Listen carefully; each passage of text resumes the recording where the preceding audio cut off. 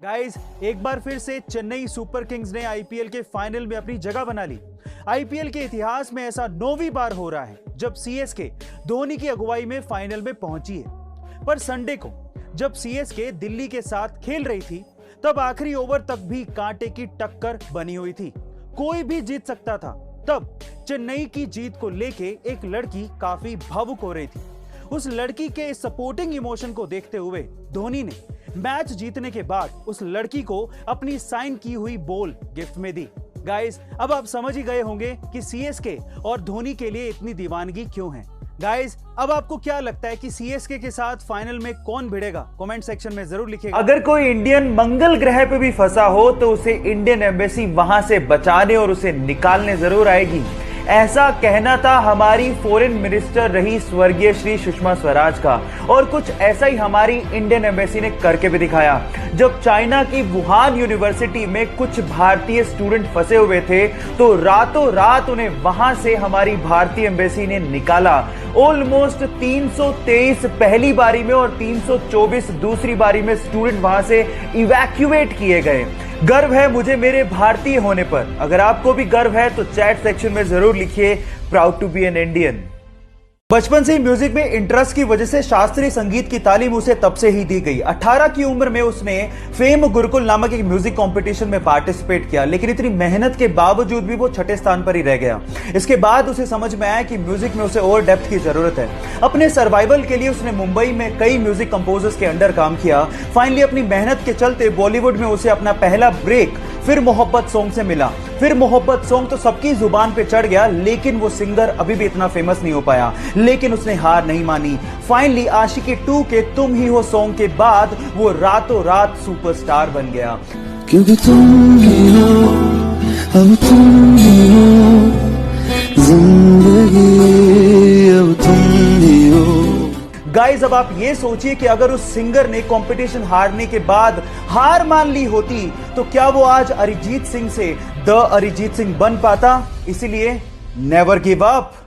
मात्र 40 दिन के एक छोटे से बच्चे को मैंगलोर से बेंगलोर हार्ट ट्रांसप्लांट सर्जरी के लिए जल्द से जल्द शिफ्ट करना था। हवा के रास्ते नहीं ले जाया जा सकता था क्योंकि हवा के दबाव को वो छोटा सा बच्चा शायद सहन ना कर पाता। इसके लिए बचा था सिर्फ और सिर्फ सड़क का रास्ता। और इस मुश्किल काम को करने के लिए कर्नाटका की जनता और ट्रैफिक पुलिस ने पूरा साथ दिया। पूरी तरह से सड़क को जीरो ट्रैफिक बना दिया गया और बाकी बचे हुए काम को हनीफ भाई ने किया। हनीफ भाई ने 360 किलोमीटर का रास्ता जो कि 8 घंटे में तय होता, उसे सिर्फ 4 घंटे में तय करके बच्चे की जान को बचाने में पूरा साथ दिया। गाइस, वो कहते हैं ना कि बचाने वाला भी उतना ही बड़ा होता है जितना कि पैदा करने वाला। इसीलिए ट्रैफिक पुलिस, कर्नाटका की जनता, डॉक्टर्स और हनीफ भाई को मेरी तरफ से सलाम। ये कहानी एक दिल्ली के छोटे से लड़के की है जिसको आज फ्यूचर का विराट कोहली भी कहा जा रहा है। गाइस, जब वो 1.5 साल का था तो सुबह उठते अपने पापा को बोलता था कि मुझे टीवी पर क्रिकेट मैच देखना है। जब शाम को पापा घर वापस आते थे तो वो बैट और बॉल लेके तैयार रहता था। उसके इस क्रिकेट के पैशन को देखते हुए उसके पापा ने कपड़े का व्यापार छोड़ दिया, उसे क्रिकेट की ट्रेनिंग देनी शुरू कर दी और आज वो लड़का छोटी सी उम्र में ऐसे शॉट खेलता है जैसे कोई प्रोफेशनल क्रिकेटर खेल रहा हो। दिल्ली के उस लड़के का नाम है शायन जमाल। और गाइस, दिल्ली के इस वंडर बॉय के लिए एक लाइक तो बनता है।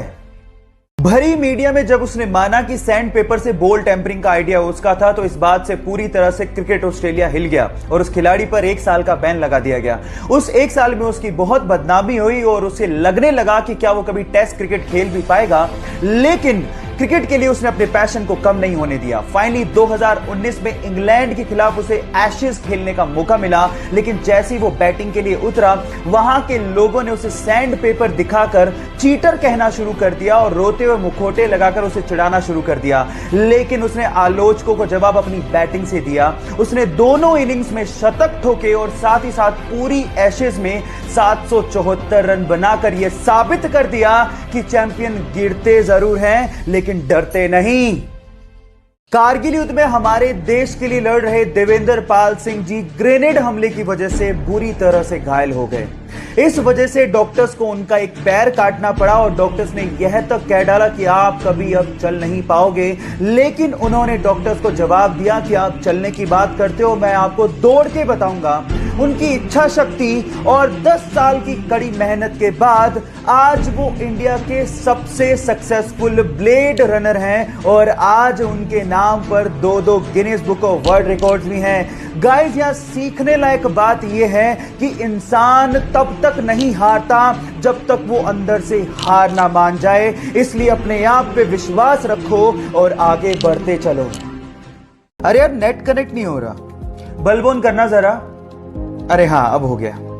अब लोग क्या लग रहा है मैं मजाक कर रहा हूं? आने वाली टेक्नोलॉजी ऐसी होने वाली है जब आप सिर्फ एक बल्ब ऑन करोगे और आपका नेट चल जाएगा।